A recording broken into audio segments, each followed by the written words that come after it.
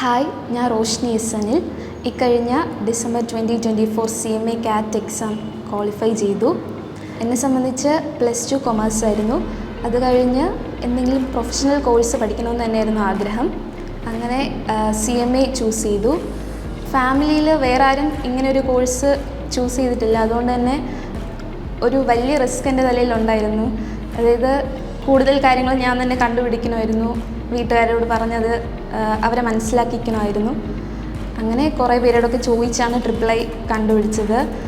അതിപ്പോൾ എനിക്ക് തോന്നുന്ന ഏറ്റവും നല്ലൊരു ഓപ്ഷനായിരുന്നു ട്രിപ്പിൾ ഐ ചൂസ് ചെയ്തത്.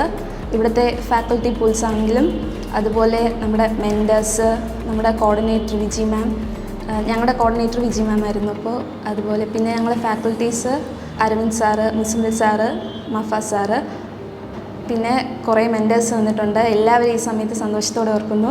അതുപോലെ ഇങ്ങനെ ഒരു വലിയ റിസൾട്ട് കിട്ടിയതിൽ എനിക്ക് നല്ല സന്തോഷമുണ്ട്.